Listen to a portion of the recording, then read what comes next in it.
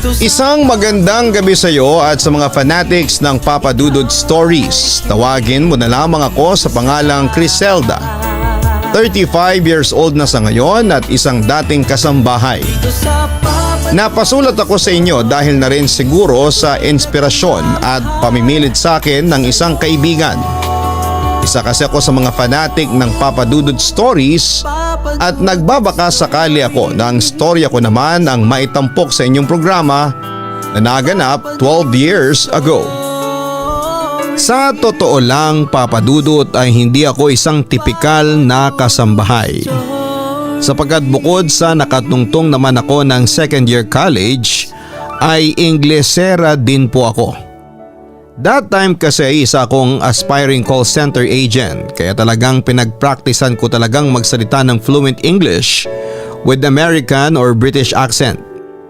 Anyway, isa rin po akong easy-go-lucky at down-to-earth na babae. I just live by the day. Ni minsan ay hindi ako nagseryoso sa buhay. Kaya nga siguro marami akong binagsak na subjects noon na naging dahilan upang ma-kick out ako sa kolehiyong pinapasukan ko. Meron akong naging crush noon sa college, si Leander. Ngunit hindi ako nagkaroon ng pagkakataon noon na makalapit sa kanya dahil mukhang pinaglihi yata siya sa sama ng loob. Suplado palaangal at magagalitin si Leander. Ewan ko nga ba sa lalaking yon kasi araw-araw lang yatang ginawa ng Diyos. Tila pasan-pasan niya ang buong daigdig. Sayang si Leander sapagkat gwapo pa naman siya. Yun nga lang ay nakaka-turn off dahil sa ugali niya. Nang tumigil ako sa pag-aaral ay sari-saring trabaho ang pinasok ko. Naging promo girl, sales lady, waitress at singer sa club. Ewan ko nga kung anong pumasok sa isipan ko mag-apply bilang housemate. At take note, Papa Dudut, ini-hire ako ng mga magulang ni Leander para maging housemaid ng malditong anak nila. Ngayon pa lang ay binabalaan ka na namin kay Leander. Masyadong hot-tempered ang anak namin. Kung sakaling sigawan ka niya o magalit siya sa iyo ay huwag kang mahihiyang magsumbong sa amin. Kami ang bahala sa kanya. Paalala sa akin ng ama ni Leander. Opo, magalang kong sagot. Tandaan mo mabuti ang mga bili namin sa iyo para makasundo mo ang anak namin. Habol ng babaeng amo ko. Huwag po kayong mag-alala at kaya kong pakisamahan si Leander. Buong kumpiyansa kong sabi sa kanila. Mamayang kaunting nakita kong binuksan na ni Leander at pinatuloy niya kaming tatlo sa loob. Ma'am, Dad, what brings you here? Tanong ni Leander sa kanyang mga magulang with his American accent. Napangisi ako. Mukhang mapapalaban ako sa Inglisan sa lalaking yon. Bago ka magtanong, pwede bang kami muna? Naiiritang sabi ng kanyang ama. Fine, go ahead, ang sabi ni Leander na napapaikot pa ang mga mata. Diyos mio, what is this place? Parang kural ng baboy sa sobrang dumi. And look, pati upuan mo puro alikabok. At eto mga unan sa sofa, amoy singit. Nandidiri at naiinis na wika ng ama niya. Anak naman, hindi ka namin pinalaking burara ng tatay mo. Ang kalat at ang gulo ng bahay mo. My God, Leander, kailan ka huling naglinis? Noong last year pa? Tanong naman ang kanyang ina na halatang disgusted sa nakikita sa paligid. Maglilinis din ako kaso wala akong time ngayon. Tinatamad na wika ni Leander. Paano mo natatagalan ang ganitong klaseng kaduming tirahan? Look, ang ceiling. Maraming agyo. Ang sahig tadtad ng alikabok. Reklamo pa ng ama. Kung hindi kayo makatiis, just leave. Pilosopo nitong sagot sa mga magulang niya. Huwag kang ang pilosopo, Leander. Galit na wika ng ama niya.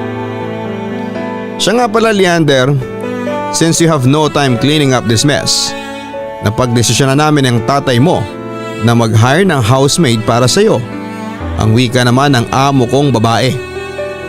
Mukhang hindi naman yun nagustuhan ng maldito. What? By the way, Leander, this is Criselda, your new housemaid. Pakilala sa akin ng amo kong lalaki. Dad naman, hindi ko kailangan ng katulong. Pagtutol ni Leander sa desisyon ng kanyang mga magulang. Tapos ay tumingin ito ng masama sa akin. Don't worry, kami ang magbabayad kay Criselda. Ang sabi naman ng kanyang ina. To ease the tension, we hired a housemaid para naman may maglinis ng naglilimahid mong condo unit. Bumaling naman sa akin ang amo kong lalaki. Criselda, isang bili na lang. Pahabain mo sana ang pasensya mo sa anak namin. Don't worry, pag nagpakita siya ng kawalang hiyaan sa'yo, sumbong mo lang sa amin at kami ang kakastigo sa kanya. Wow, ang galing ah. Pinagkakaisahan ninyo ako. Sarkastikong wika ni Leander. Anak, yan lamang ang ipinunta namin dito. Be nice to Criselda, anak. Paalala pa ng ina sa kanyang anak. Alis na kami, iho. Pagkatapos noon ay inihatid ko na ang mga amo ko palabas sa condo unit. Nang makalis na ay muli akong bumaling kay Leander na halatang naiinis sa akin. Criselda, right? You look familiar. Ang sabi niya sa akin habang tinititigan ako mula ulo hanggang paa. Yap, magkaklase tayong dalawa dati sa college, sagot ko sa kanya. Oo nga, natatandaan kita. Ikaw yung probinsyanang Inglesera, ang wika ni Leander. Bakit sa dinami-dami ng pwedeng applyan katulong pang pinasukan mo? Wala kasi sa itsura mo ang pagiging achay. Wala lang, trip ko lang, confident kong sagot sa kanya. Ganon? Ibang klase ka din ah. By the way, masungit akong amo, Criselda, I tell you. Hindi ka tatagal sa akin. Ang wika niya na tila may halong pagbabanta. Correction, hindi kita amo. Ang mga magulang mo ang amo ko. Besides, pag loloko-loko ka sa akin ay isusumbong naman kita sa mga magulang mo. Sarkastiko kong balik sa kanya. Ang galing mong sumagot ah. Gusto ko yan, nakangisi niyang sabi sa akin. Alam ko, Sir Leander, basta sinasabi ko sa inyo ngayon, you will like me a lot. Kumpiyansa ako na hindi siya uubra sa katarayan ko. Papadudot tulad ng inaasahan ay naging masungit ang pakikitungo sa akin ni Leander. Akala ko noon ay kakayanin kong ugali niya ngunit nagkamali ako. Nung una ay nakakayanan ko pa ang paninigaw at pagsusungit niya sa akin. Pero hindi naglaon ay naubos din ang aking pasensya at nagbalak akong mag-resign bilang housemaid. Ngunit pinigilan ako ng mga magulang ni Leander at sa halip ay katakot-takot na sermon ang inabot ng damuho mula rito. Bilang pambayad sa mga pambabalahura sa akin ni Leander ay dinagdagan ng mga magulang niya ang sweldo ko. Doon papadudot ay muli kong pinahaba ang aking pasensya. Ginawa ko ang lahat upang makuha ang loob ni Leander. Criselda, hindi ka pa ba tapos maglinis? Nairit ang wika ni Leander. Kahit na sobrang maldito ng lalaking yon ay hinahabaan ko na lamang ang pasensya ko at pinapakitaan ko pa rin siya ng maganda. Actually, tapos na ako maglinis. Siya nga pala, nagluto ko ng pagkain para sa'yo. Halika. Nag-abala ka pa. Busog na ako. Salamat na lang. Nakasimangot nitong sagot sa akin. Sa lahat ng mga taong nakasalamuha ko ay aaminin kong si Leander ang mahirap i-please. Sige na, kumain ka na. Sayang naman itong niluto kong nilagang baka. Ang wika ko na may halong paglalambing at kaunting kaplastikan. Nilagang baka? Niluto mo yung karne ng baka dyan sa freezer? Tumango lamang ako bilang tugon. Bakit mo niluto? May paggagamitan ako noon. Lalo siyang nairita sa akin. Paggagamitan? Lulutuin mo din naman yun, hindi ba? Kung makasalita ka parang naninisi ka pa. Nainis kong sabi naman sa kanya. Pakialamera ka kasi. Hindi ko naman sinabi sa'yo na magluto ka. Gigil na gigil ang damuho dahil sa sobrang galit. Pasalamat ka pa nga't pinagluto kita. Ano, kakain ka ba? Mataray kong tanong sa kanya. Itapon mo na lang yan, utos niya sa akin. okay kung ayaw mo, iuwi ko na lang sa bahay, pabulong kong sabi. Samantala padabog namang umalis si Leander para pumunta sa kanyang kwarto. Pero bigla na lamang itong napasigaw sa galit at binalikan ulit ako. Anong ginawa mo sa kwarto ko? Sigaw niya sa akin. Siyempre nilinis ko, sagot ko. Nilinis mo nga pero inaba mo ang ayos ng kwarto ko. Sa puntong yon ay sobra na akong nainis. Anong masama sa ginawa ko? Medyo pasigaw ko na ring tanong sa kanya. Sasagot ka pa? Hindi mo ba alam na hindi ako komportable kapag may nagbabago ng ayos ng kwarto ko? Sa susunod kasi, kung anong pagkakaayos ko sa kwarto ko, sundin mo. Sa totoo lang Criselda, napipika na ako sa'yo. Sorry Sir Leander, naiinis kong sagot. Ang hirap pakitunguhan ng lalaking yon. No wonder ay palaging iniiwanan siya ng mga nagiging girlfriend niya dahil hindi matagalan ang magaspang niyang ugali. Sorry. Puro ka na lang sorry. Get out. Tututol sana ako sa sinabi niya pero muli niya akong sinigawan. I said get out. Sa puntong yon ay nagalit na ako. Sumusobra ka na Leander ha. Ayaw mong umalis? Gusto mo kalad ka rin kita palabas? Get out. Gigil na wika ni Leander. Sige alis na ako. Total naman ay hindi na rin kita matiis. Nasusuka na ako sa ugali mo. Diyan ka na nga, ang sabi ko sabay walk out. Ngunit habang palabas ako ng bahay ay narinig ko pa siyang sumigaw sa akin. Huwag ka nang babalik dito, buwisit ka. Gigil ako ng mga oras na yon, Papa Dudut. Kulang na lang ay sapukin ko na lamang ang pagmumuka ng lalaking yon. Dahil sa sobrang panggigigil sa bruhong yon ay galit na galit akong lumabas ng condo unit niya. Hanggang sa pag-uwi ko sa bahay namin ay nilabas ko ang aking sama ng loob sa lalaking yon. Kinabukasan ay kinausap ako ng mga magulang ni Leander at ipinagtapat ko sa kanila ang nangyaring away sa amin kagabi. Sinabi ko na rin na gusto ko nang mag-resign ngunit as usual ay pinigil ako ng mga magulang ni Leander. Pinangako nila sa akin na kakausapin nila ng masinsinan ang kanilang anak. Kaya nung ding yun ay isinama ako ng mga magulang ni Leander at bumalik kami sa condo unit. Doon ay pinagalitan ng mga magulang niya si Leander at binantaan na tatanggalan nila ng mana ang kanilang anak kung magpapatuloy ito sa kagaspangan ng ugali. Papa Dudut, sobrang natawa ako noon pagkaraang makita si Leander na parang basang sisiw na pinapagalitan ng kanyang mga magulang. At least doon ay nakaganti rin ako sa damuhong yon. Nagpatuloy ako bilang day shift housemaid kay Leander. Bagamat nagsusungit pa rin siya sa akin ay hindi na siya naninigaw sapagkat anumang oras ay pwede ko siyang isumbong sa kanyang mga magulang. Pero Papa Dudut, hindi pa rin ako nakontento. Gusto kong bumait ang pakikitungo sa akin ni Leander ngunit hindi ko alam kung papaano. Ginawa ko na kasi ang lahat ng klase ng pagpapaamo pero wala namang epekto. Hanggang sa isang araw ay nag-cruise ang landas namin ang dati kong manliligaw at kaibigan na si Relon. Nilibre niya ako sa isang fast food at pagkatapos noon ay nagkwentuhan kami. Nabanggit ko sa kanya na namamasukan ako bilang kasambahay. As expected nagulat si Relon sa pinili kong trabaho. Ang sabi ko naman ay malaki ang pasahod sa akin ng mga amo ko kaya mahirap tanggihan. Pagkatapos ay nagkwentuhan rin kami tungkol sa mga throwback memories namin noong high school at college. Hanggang sa may naalala ko na maaaring maging sagot para bumait sa akin si Leander. Siya nga pala Relon, hindi ba may alam ka tungkol sa mga gayuma? Tanong ko sa kanya. O bakit? Nagtataka niyang sagot sa akin. Natatandaan ko kasi na may binigay kang gayuma kay Jello na ginamit niya sa kanyang profesor. Yung gayumang magpapaamo sa isang taong may galit sa'yo.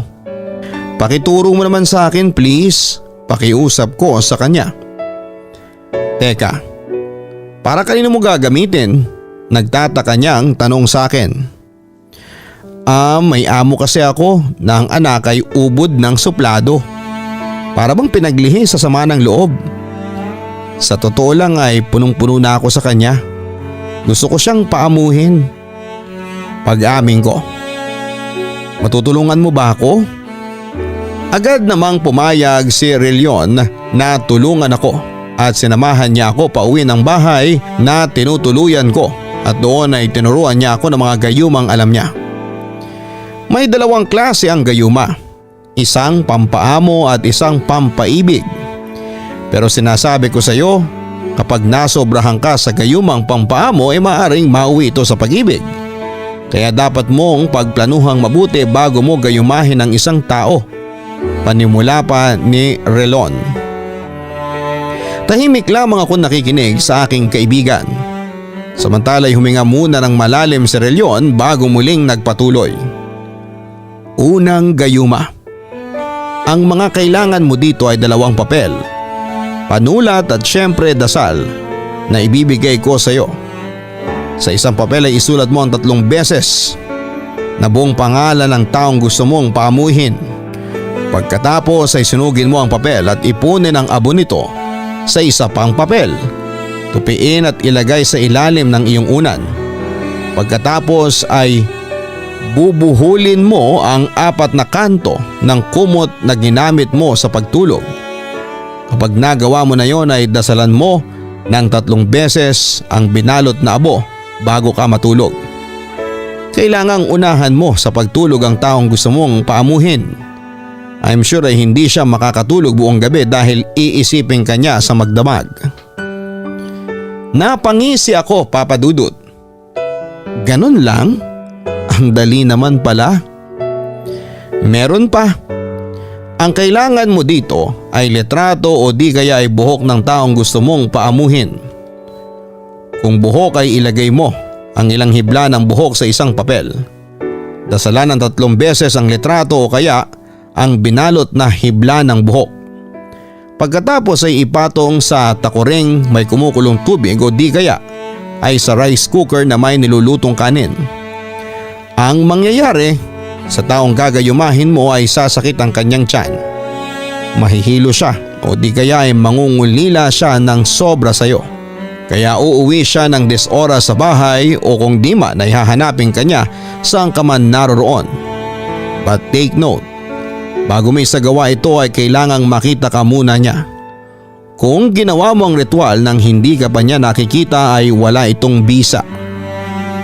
Napangisi lamang ako, Papa Dudut. Na-imagine ko na kasi noon ang magiging itsura ni Leander.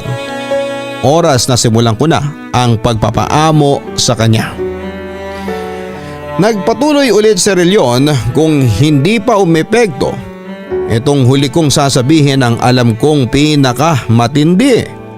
Ang kailangan mo ay isang close-up na litrato ng taong gusto mong paamuhin. Kulang kandila at syempre dasal na ibibigay ko sa iyo.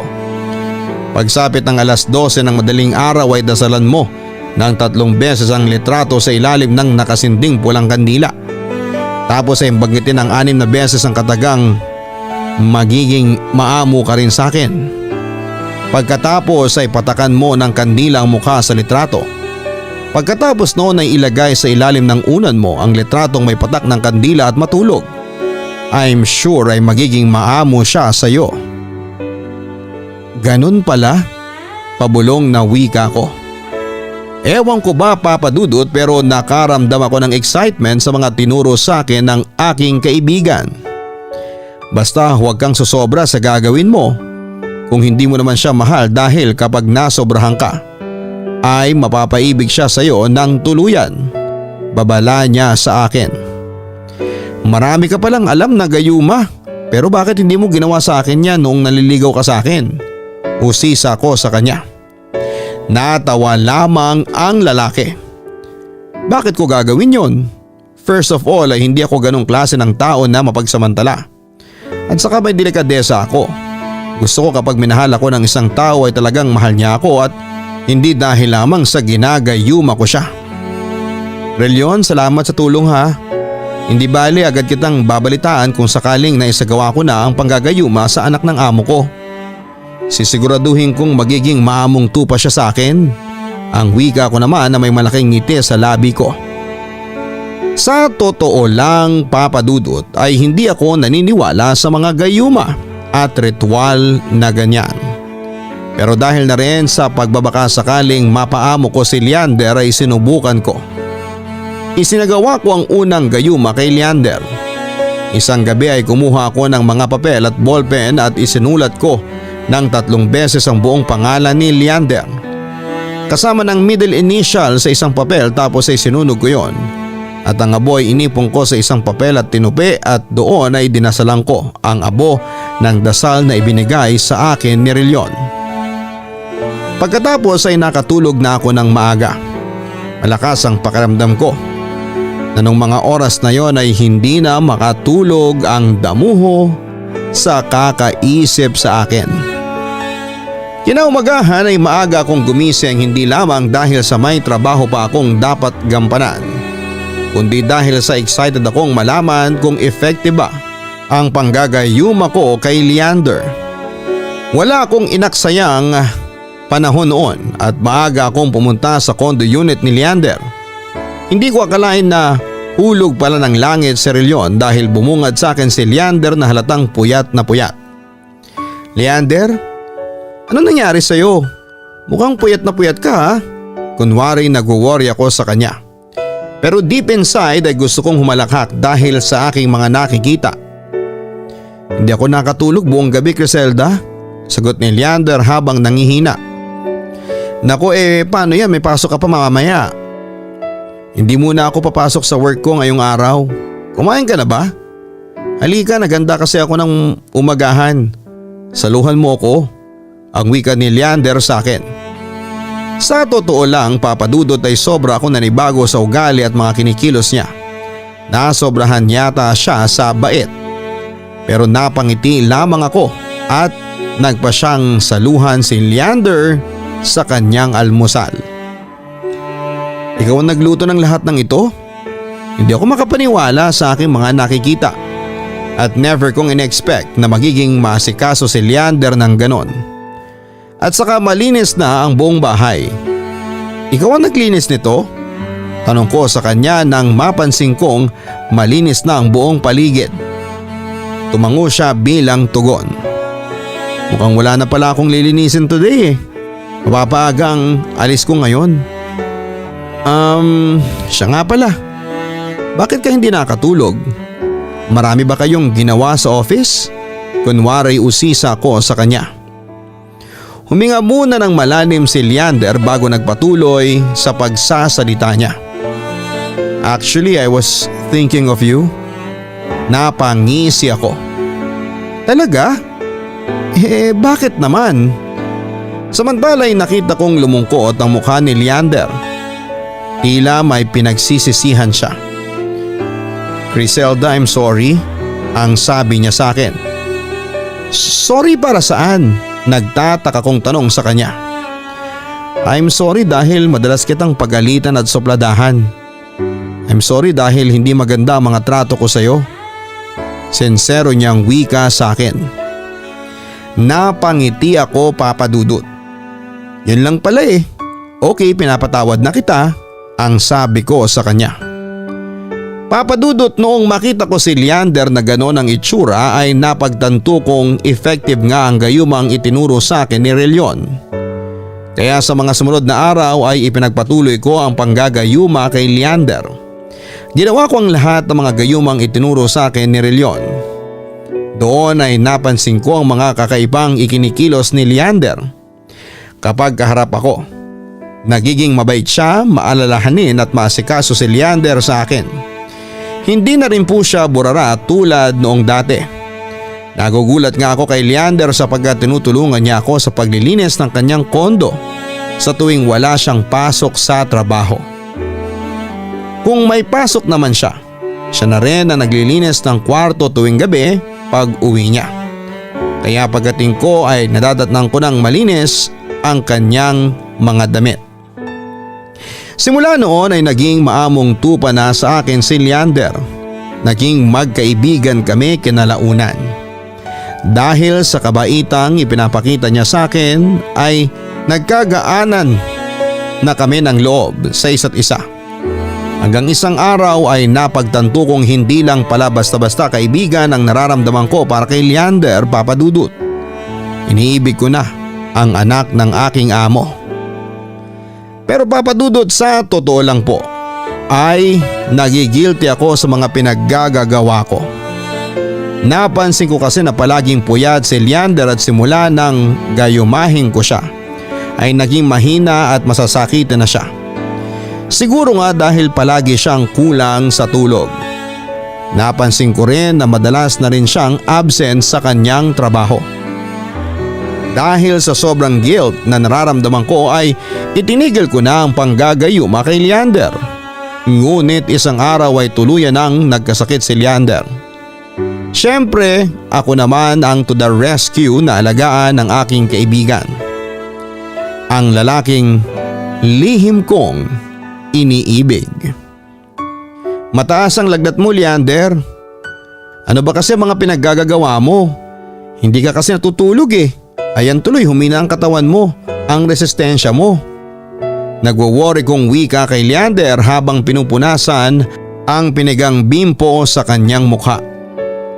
Criselda, wag mo akong iwanan. Dito ka lang sa tabi ko. Pakiusap naman niya sa akin.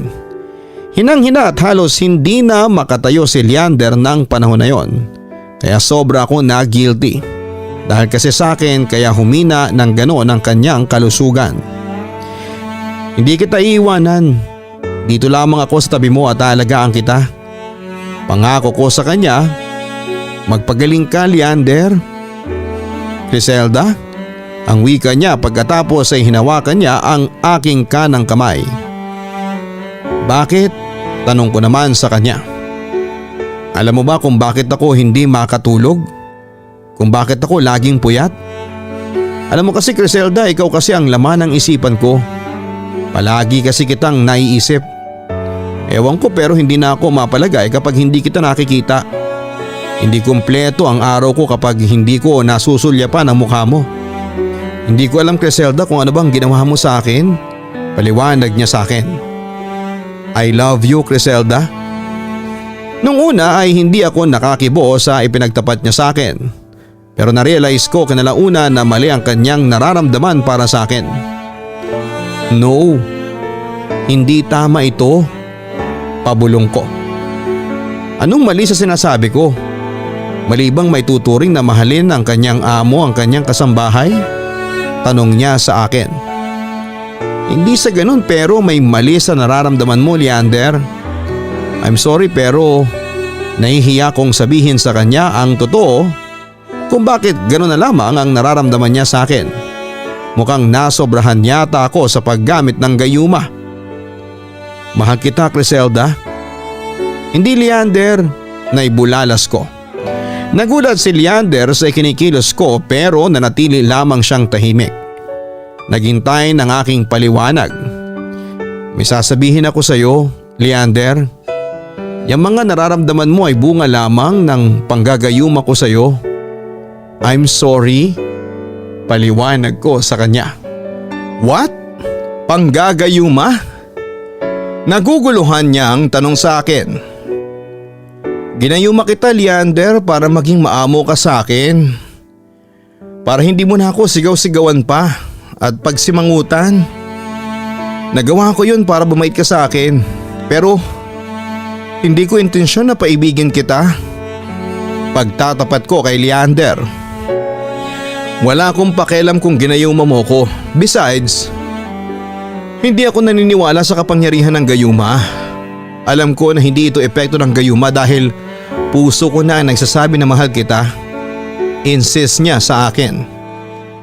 Pero hindi ko kayang tanggapin ang pag-ibig na bunga lamang ng isang gayuma. I'm sorry, Leander, pero hindi dapat ito mangyari sa'yo. Sa totoo lang ay nakukonsensya na ako. May nararamdaman ka ba para sa akin? Please tell me. Tumango ako bilang tugon. Oo, inaamin ko na may nararamdaman ako sa'yo. I also love you. Pero yung pagmamahal mo sa akin ay huwad. Bunga lamang yan ng isang gayuma. Leander, kailangang matanggal yung epekto ng gayuma sa'yo sa lalong madaling panahon. At yun nga, Papa Dudut, wala po akong inaksayang panahon at agad na pinuntahan si Relon sa kanyang bahay para hingin ang kanyang tulong kung papaano mawala ng bisa ang gayumang ibinigay ko kay Leander. Relon, paano ba mawawala ang epekto ng gayumang ibinigay mo sa akin? Tanong ko sa aking kaibigan. Binabagabag na kasi ako ng konsensya ko.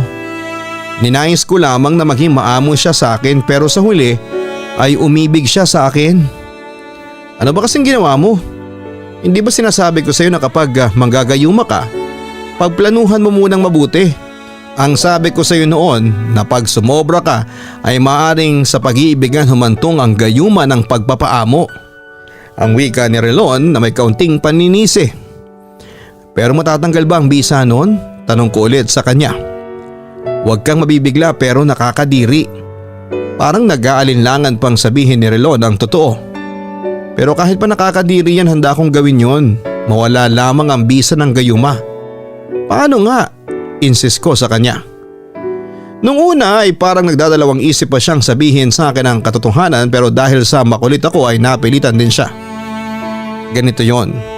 Kung sakaling gusto mong mawala ang epekto ng gayuma sa taong ginayuma mo, ganito ang dapat niyang gawin.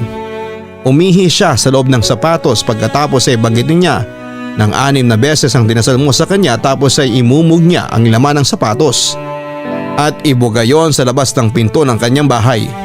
Kung nakatira siya sa kondo, dapat ibuga niya yon sa labas mismo ng condo building. Nakakadiri, no? Kadiri naman yan. Wala na bang ibang paraan? Tanong ko sa kanya. Seriously, hindi gagawin ni Leander ang ganong nakakadiring bagay. Sad to say pero wala nang ibang paraan. Baka naman playtime mo lang yan, ang hirit ko sa kanya. Hindi ako nagbibiro, yun talaga ang sagot sa problema mo. Ang wika ni Relon sa reaksyon pa lamang niya ay mukhang hindi nga siya nagbibiro. So umiibig na sa iyo ang anak ng amo mo? Tanong pa niya sa akin. Tumango lamang ako bilang sagot sa kanya. Eh ikaw, ano naman ang nararamdaman mo? Yung totoo. Mahal ko rin si Leander pag-amin ko sa aking kaibigan. Yun naman pala nagmamahala naman pala kayo. Bakit kailangan pang tanggalin ang gayuma? Ang hirit pa niya sa akin. Hindi ba ang sabi mo sa akin, mas maganda kung mahal ka ng tao dahil mahal ka talaga niya? Hindi dahil lamang sa ginagayuma mo siya, sagot ko. Nagbuntong hininga muna si Relon bago nagsalita. Sige, ganito na lang ha. Ipagawa mo sa kanya mga sinabi ko sa iyo para mawala na yung pag-aalinlangan mo. Sa totoo lang, Papa Dudut, ay gulong-gulo ang pag-iisip ko ng mga oras na yon.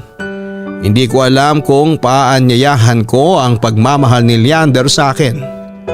Alam ko kasing huwad na pagmamahal ang nararamdaman ni Leander. Huwad in the sense na bunga lamang ito ng panggagayuma ko sa kanya.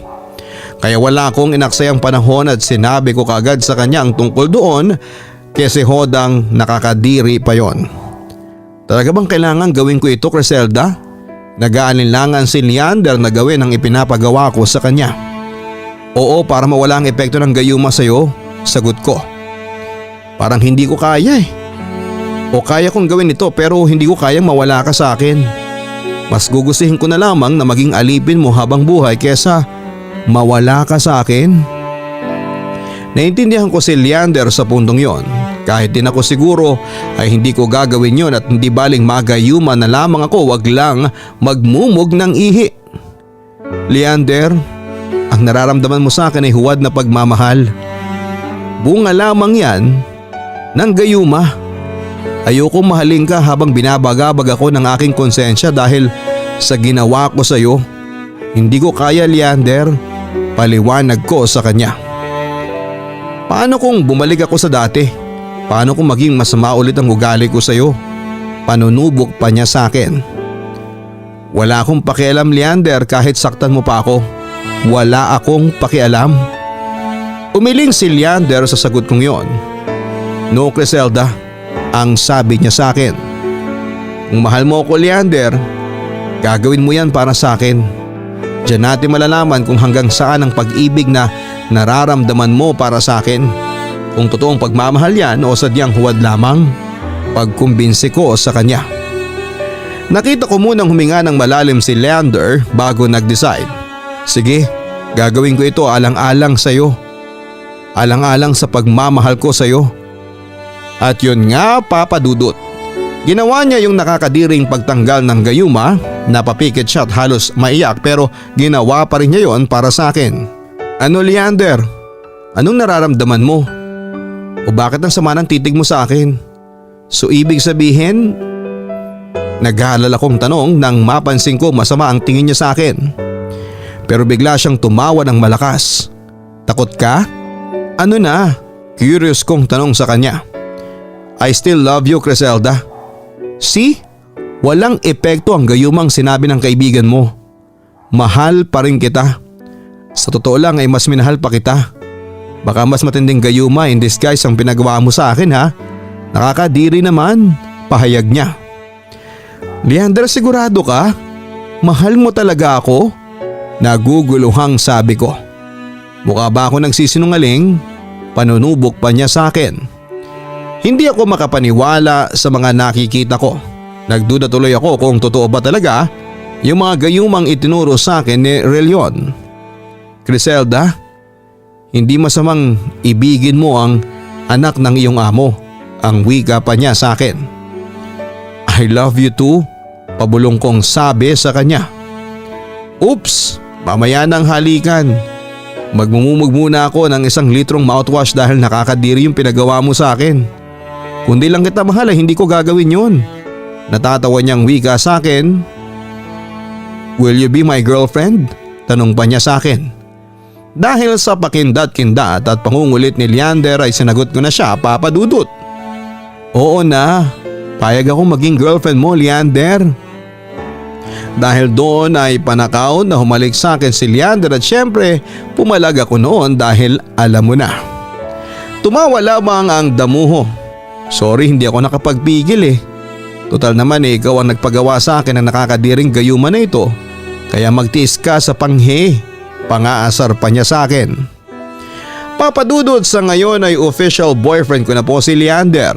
Sa totoo lang ay tuwang-tuwa ako dahil tunay palang pagmamahal sa akin ni Leander. Doon ko napatunayan na makapangyarihan ang pag-ibig at walang makakadikta sa pusong nagmamahal kahit na ang mga gayuma. Sa pagiging magsyota namin ni Leander ay unti-unti ko siyang nakilala ng lubusan. Mali pa lang inakala ko noon na magagalitin, suplado at salbahe si Leander dahil kabaligtaran siya. Nagulat ako sapagkat isa pala siyang masiyahing tao. Siguro ay isa ito sa epekto ng pagmamahal ng isang tao. Hindi na ako namasukan na isang kasambahay sapagkat tapos na ang adventure seeking ko.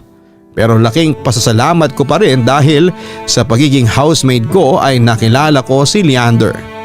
Samantala na-hire ako noon bilang customer service agent at laking tuwa ko dahil palagi nakasuporta ang aking boyfriend. Naikwento ko naman kay Relon ang nangyari sa amin ni Leander at tulad ng inaasahan, tawang-tawa siya. Then inamin niya sa akin na joke time lang yung sinabi niyang pagmumumog ng ihi para matanggal ang gayuma dahil doon ay nahampas ko siya ng di oras sa sobrang inis. Pero nagtawanan na lamang kaming dalawa kinalaunan. Ayon sa kanya, umpisa pa lamang ay wala naman talagang naging gayuma. Papadudot makalipas ang 12 years, eto na kami ni Leander, mag-asawa at patuloy na nagmamahalan. May 4 na rin kaming anak at maganda naman ang takbo ng aming career. Masasabi kong larawang kami ng isang masaya at masaganang pamilya. Papadudot, nagpapasalamat ako sa pagkakataong ibinigay mo sa amin na mabasa mo ang aking kwento. Ang kwento namin ni Leander. Hopefully ay magpatuloy pa ang inyong magandang programa. Hanggang sa muli. Lubos na nagpapasalamat, Criselda. Pwedeng totoo ang gayuma. Pwede rin pong hindi. Depende yan sa paniniwala at pangangailangan ng isang tao. May ilan-ilan ding gumagamit ng gayuma para mapa sa kanila ang taong mahal nila. Pero tama yung sinabi ng kaibigan ni Criselda na mas mainam pa rin na mahalin kanya ng bukal sa kanyang kalooban. Yun po ang tinatawag na true love. At mas tumatagal at mas masayang maranasan ang totoong pag-ibig kesa makulong ka sa pag-ibig na huwad o sa pilitan lamang. Maraming salamat Criselda sa pagbabahagi mo ng iyong totoong kwento sa Papa Dudut Stories. Good to know na after 12 years ay masaya at going strong pa rin kayo ni Leander. God bless and good luck sa inyong pamilya. Hanggang sa muli, ako po si Papa Dudut. Huwag kalimutan na mag-like, share and subscribe. Maraming salamat po sa inyong lahat. Ang buhay ay mahiwaga, laging may lungkot at saya. Sa Papa Dudut Stories, laging may karamay ka.